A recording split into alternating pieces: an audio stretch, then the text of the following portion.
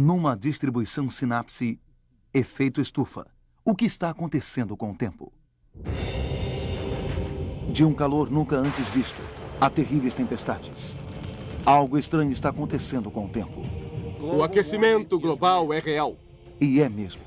Não temos base para dizer que mais CO2 no ar levará a um aquecimento global catastrófico. Mas o que realmente sabemos sobre o efeito estufa? Lidamos com algo sobre o qual existe uma verdadeira incerteza na ciência. Existe uma solução real para a nossa dependência dos combustíveis naturais?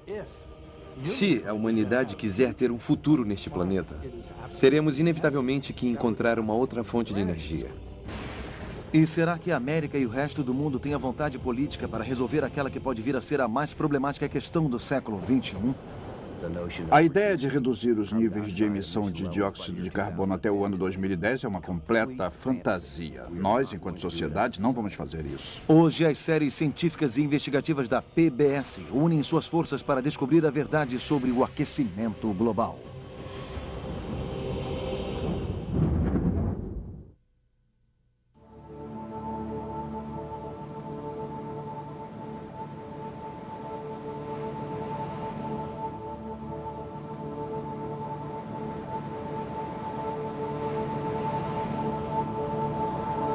Durante a sua existência, o ser humano sempre acreditou que o tempo era regido por forças que estavam fora de nosso controle.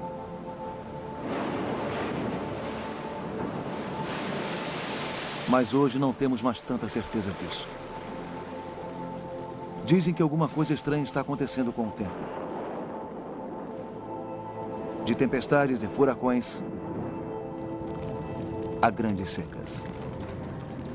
Terríveis ondas de calor atingiram o Texas e a Flórida. Áreas que há milhares de anos apresentam temperaturas já elevadas. Que outra prova precisamos para crer que o aquecimento global é real?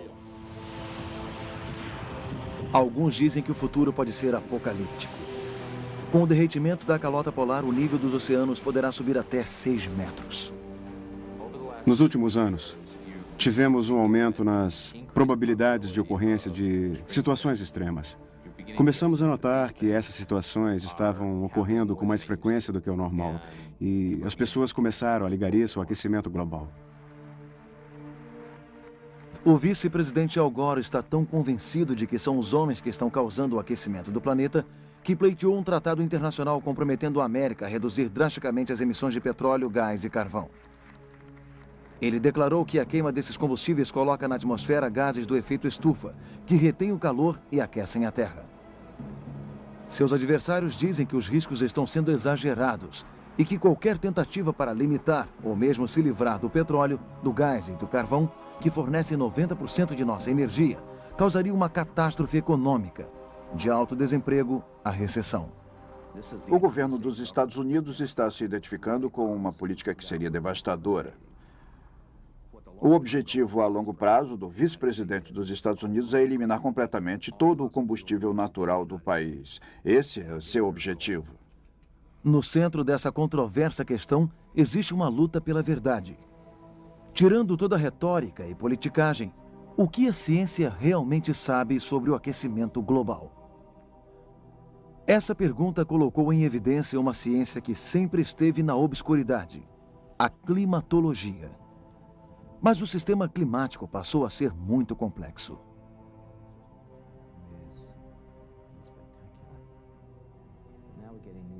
Estamos nos aproximando do fim. O nível de CO2 está 2 vezes maior atualmente. E as declarações dos cientistas sobre o futuro variam muito, assim como a sua luta para determinar se as mudanças no clima são naturais ou causadas pelos seres humanos. Um aumento de 2 graus na temperatura é suficiente para mudar todo o clima radicalmente. Os padrões de precipitação serão inteiramente diferentes, a quantidade de precipitações também. O clima muda, tendo ou não o ser humano algo a ver com isso. Existe uma pequena anomalia chamada de período glacial. A Terra passa naturalmente do seu estado natural para ter 1.500 metros de neve sobre Chicago. O clima é muito instável. Neste documentário, Nova e Frontline partem para descobrir a verdade sobre o aquecimento global. Muita coisa está em jogo.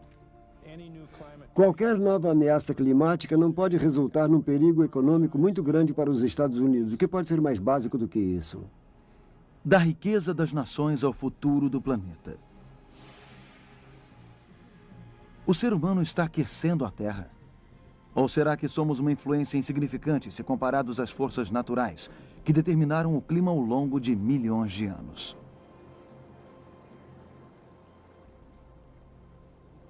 Se você parasse e resolvesse criar uma questão pública que viesse a ser o maior pesadelo de todo cientista e comunicador do mundo, nada poderia ser melhor que o efeito estufa. Você está lidando com algo muito complicado. Está lidando com uma coisa para a qual a ciência só tem incertezas. Não é que estejam querendo esconder alguma coisa. Lidam com algo que tem enormes consequências para as pessoas e com uma coisa cujos efeitos vão começar a aparecer daqui a 30 anos. E o que fazem? Viram para as pessoas e dizem, certo, faça alguma coisa a respeito. É, na verdade, uma onda de calor de proporções globais e históricas mais do que... A questão é tipicamente exposta na mídia com uma simples pergunta. Vai ficar mais quente? Os índices de hoje no Canadá mostram que este outubro de 98 foi o mais quente da história na Terra.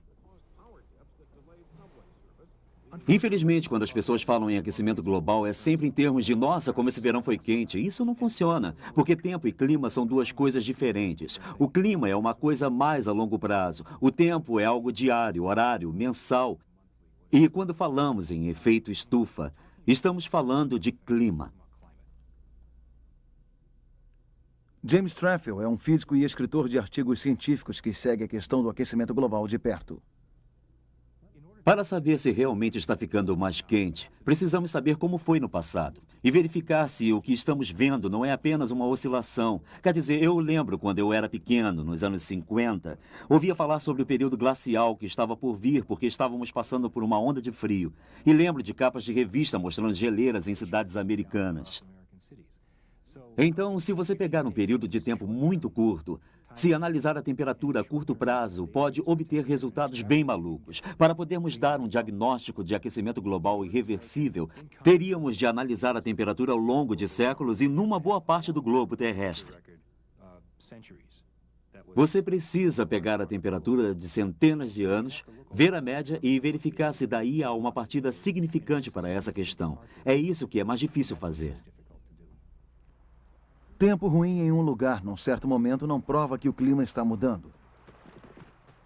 Para provar que o ser humano está aquecendo a Terra, é preciso ter um conhecimento detalhado de todo o clima na Terra ao longo de grandes períodos da história. E isso acabou se tornando um enorme e complexo desafio para a ciência.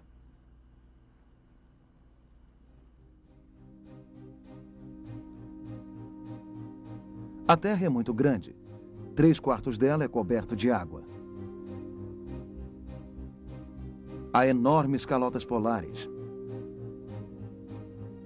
desertos e montanhas. Mas, de alguma maneira, os cientistas precisam medir a temperatura global da Terra.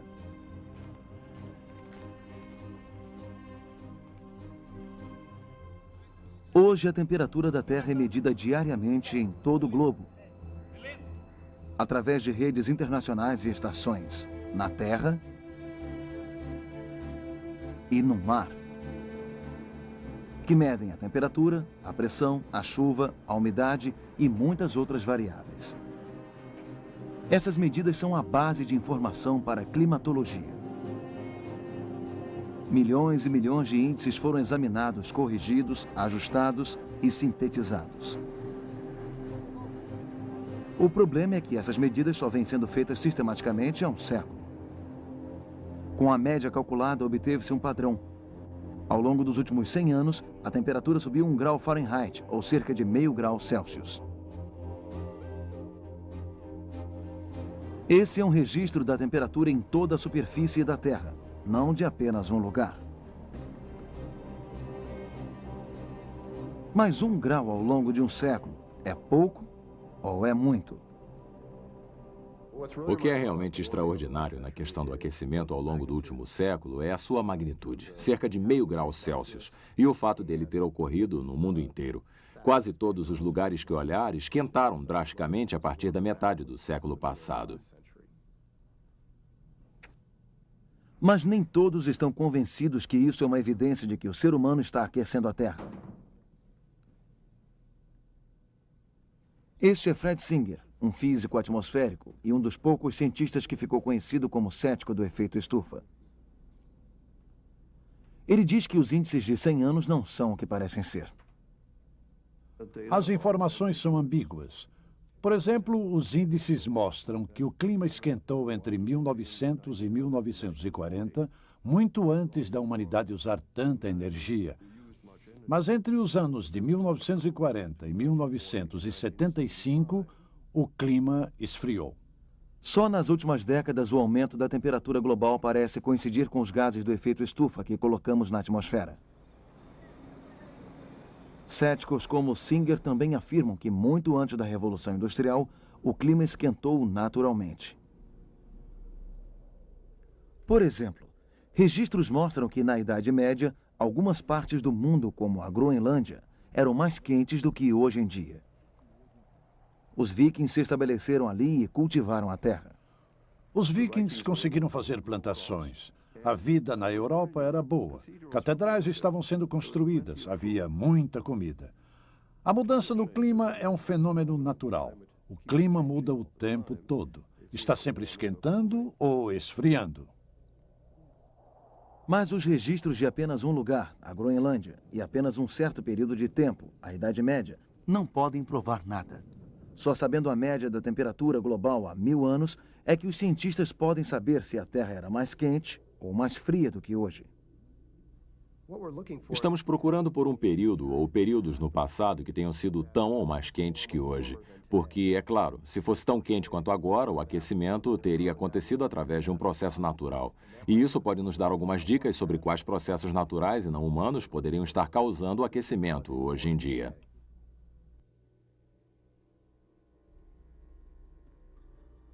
Muito antes dos termômetros serem inventados, o ser humano registrava as temperaturas, muitas vezes detalhadamente.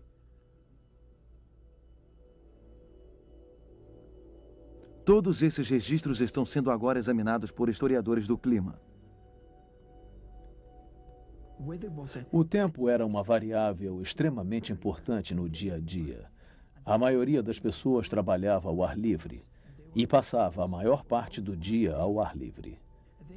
Eles eram muito mais vulneráveis e sabiam disso. Por isso havia um interesse extremo em qualquer tipo de previsão. Ao longo da história, houve gente que documentou acontecimentos regularmente e meticulosamente. Físicos, artesãos e os monges aqui em Eissendel, na Suíça. Eles registraram a época em que as cerejeiras floresciam, em que os lagos congelavam e descongelavam, e o estado das colheitas nos vinhedos. Por exemplo, uma cerejeira que floresceu cedo é relacionada com um mês de março bem quente. Se o lago de Zurique está congelado, sabemos que isso equivale a 2 meses extremamente frios. Sabemos disso a partir do momento que temos tanto as observações quanto as medidas. A partir desses diferentes registros, os historiadores do clima podem tentar juntar as peças para saber mais sobre o clima do passado. Combinando informações de vários lugares, esse trabalho de investigação pode levar a uma imagem detalhada de áreas como a Europa Central há mais de 1000 anos. Será que Pfister encontrou algum período no passado tão quente quanto os anos 80 e 90?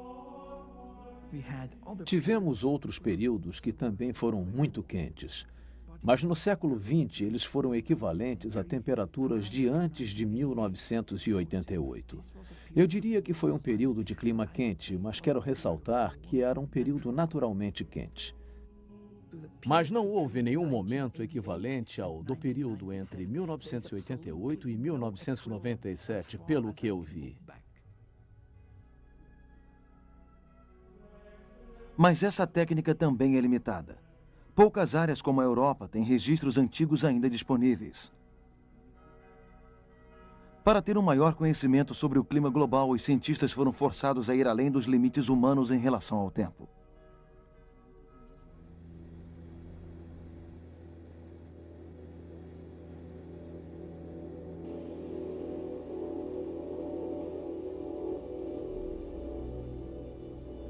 A 926 quilômetros do Polo Norte, um lago congelado será o lar de uma equipe de cientistas nas próximas semanas.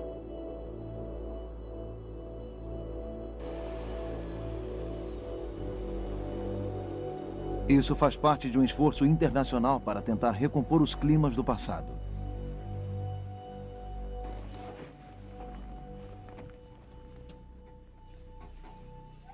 Estamos aqui no Ártico Canadense, em Ellesmere Island, a uns 900 quilômetros do Polo Norte.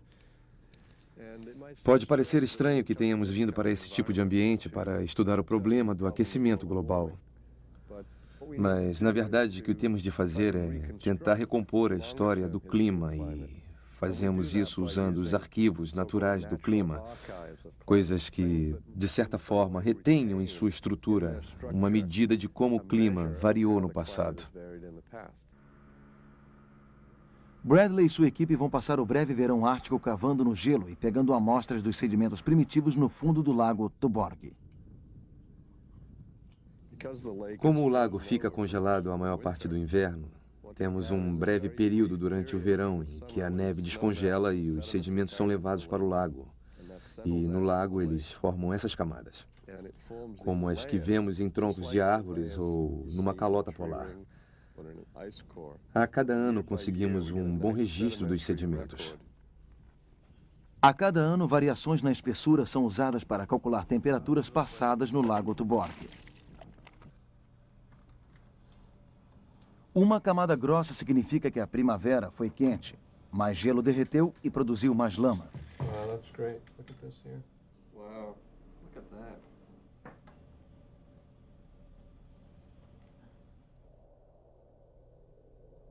Essa expedição consegue descobrir informações sobre a temperatura de centenas de anos, mas em apenas um lugar. Para estimar a média global no passado, essas medições teriam de ser feitas em toda a superfície da Terra. A 6.482 quilômetros para o sul, uma equipe do Instituto de Oceanografia Scripps está examinando as árvores do Mammoth Park, na Califórnia. Franco Biondi e seus colegas já fizeram isso várias vezes. Da maneira que as árvores crescem, elas se cobrem inteiramente a cada ano de uma nova camada de madeira. E, se fizer um corte horizontal, verá a largura de cada uma dessas camadas. Como as árvores crescem no mundo todo, elas são um dos mais poderosos registros naturais. Suas camadas anuais dão aos cientistas não apenas uma data de formação, mas também contém um registro de temperaturas e precipitações passadas. Cada uma dessas camadas é uma camada anual vista em um corte transversal. A camada anual é formada por essas duas partes juntas, a madeira nova e a madeira antiga, e a largura da camada é a primeira indicação de um padrão de clima. Essa fina tira que vocês veem aqui indica um ano em que o inverno e a primavera foram mais secas do que o normal. E as faixas maiores aqui indicam um período em que o inverno e as chuvas da primavera foram mais abundantes do que o normal. As árvores são muito comuns em terra firme. Mas para os 3/4 do planeta cobertos pelos oceanos, os cientistas precisavam de outros registros. Assim como as árvores, os corais podem viver centenas de anos e crescer em velocidades diferentes, dependendo da temperatura na superfície do oceano. A temperatura da Terra também é preservada na química de camadas de gelo extraídos de calotas polares em todo o mundo. Cada registro natural produz estimativas de temperatura e chuva para um lugar e um período específico. Combinando todos eles, os cientistas conseguiram ter um registro da temperatura no hemisfério norte de até 1000 anos atrás. De acordo com este gráfico publicado em 1999, o aquecimento de 1 grau do século XX se sobressai dramaticamente.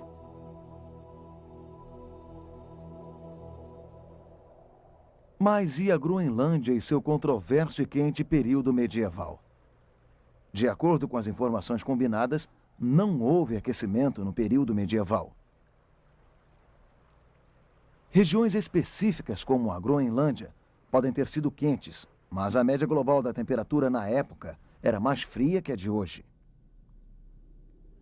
Apesar da informação ser preliminar, Bradley está convencido de que o clima do século XX não tem precedente. Achamos que esse período mais quente, há 1000 anos, foi apenas uma anomalia regional.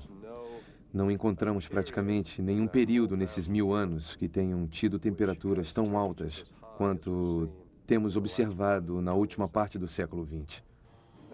E, em particular, os anos 90 foram excepcionalmente quentes. Foi uma década incrivelmente incomum e não temos evidências de uma década como a dos anos 90 nos últimos 1000 anos.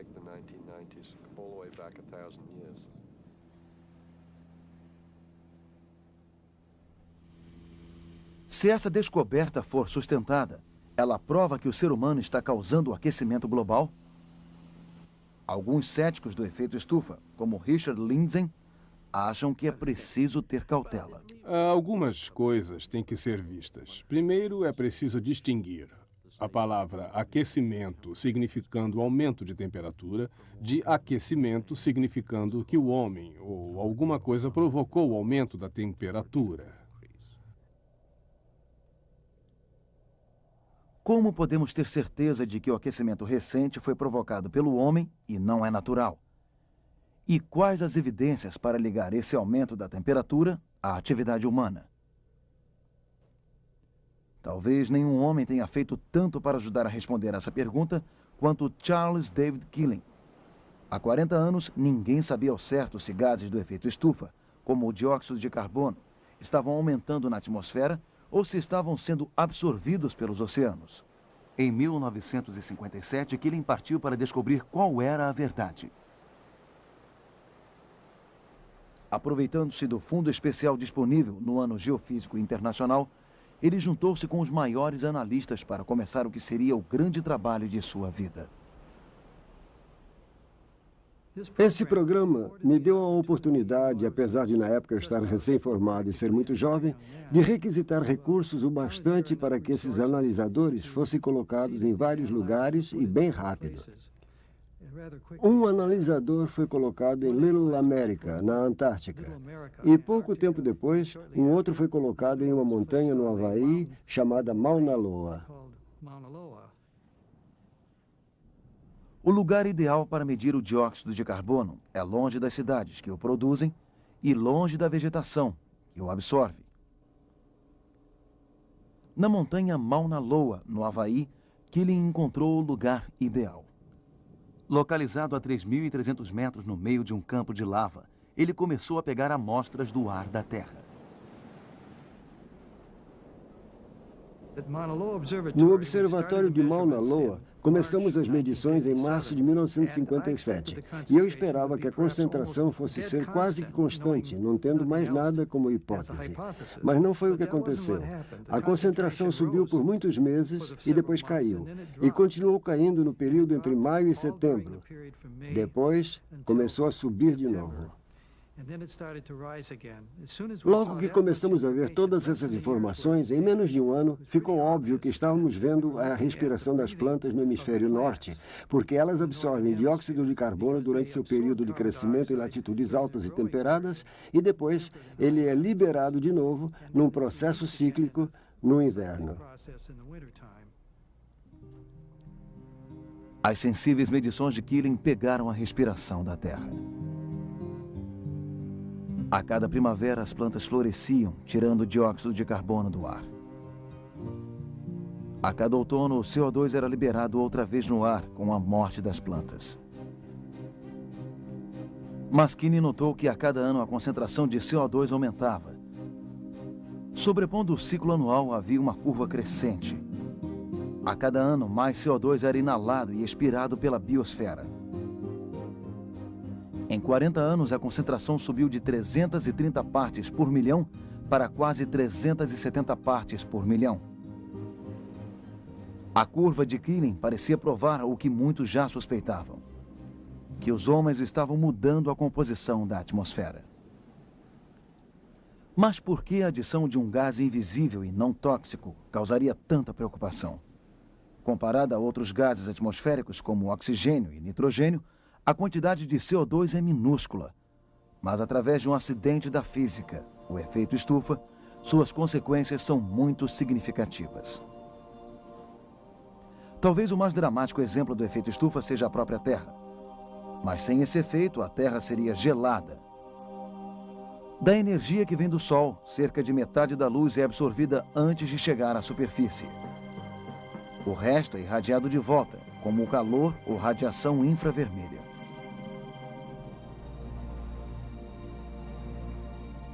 Na ausência do efeito estufa, essa energia escaparia de volta para o espaço, deixando a Terra com uma temperatura média de 0 grau Fahrenheit. Toda a água ficaria congelada. A razão para isso não acontecer é que as substâncias da estufa, gases como o dióxido de carbono e o metano, e mais o vapor e as nuvens, todos agem para prender a radiação infravermelha que quer escapar. Esse efeito faz com que a Terra aqueça e fique numa temperatura média de 15 graus Celsius. É tão real quanto a gravidade e mantém o planeta habitável. Se não fosse pelo efeito estufa, teríamos uma temperatura média na Terra abaixo daquela em que a água se congela. Mas desde a Revolução Industrial temos uma nova e crescente fonte de CO2. Combustíveis naturais como o carvão, o petróleo e o gás natural. Quando os combustíveis naturais são queimados, seus átomos de carbono se combinam com o oxigênio no ar para formar o CO2. Toda vez que acendemos uma luz ou dirigimos nosso carro, estamos jogando CO2 na atmosfera. É difícil para as pessoas entenderem quanto dióxido de carbono é jogado na atmosfera em termos absolutos, mas em termos relativos podemos explicar da seguinte forma. No final da Segunda Guerra Mundial, cerca de 1 bilhão de toneladas métricas em forma de CO2 foi emitido para a atmosfera.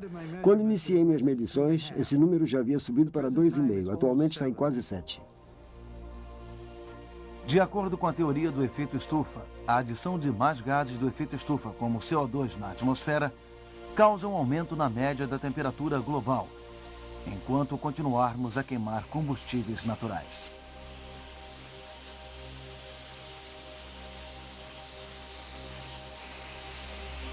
Os climas de Marte e Vênus também são determinados pelo efeito estufa. Vênus tem uma concentração altíssima de CO2 na sua atmosfera. E é extremamente quente, fervilhante em Vênus. E a atmosfera de Marte, por exemplo, é muito fina e nessa fina atmosfera, muito pouco CO2. O vapor d'água também é muito baixo. A temperatura em Marte é muito, muito fria.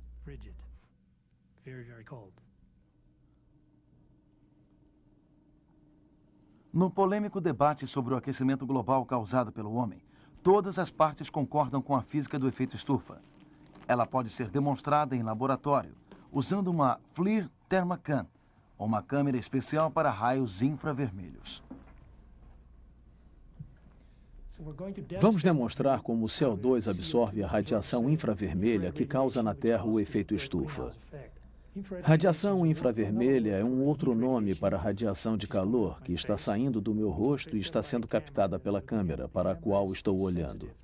A câmera é sensível à radiação de calor. Entre a câmera e eu, há volume que será preenchido com CO2. Quando ligarmos o gás, minha imagem vai sumir aos poucos.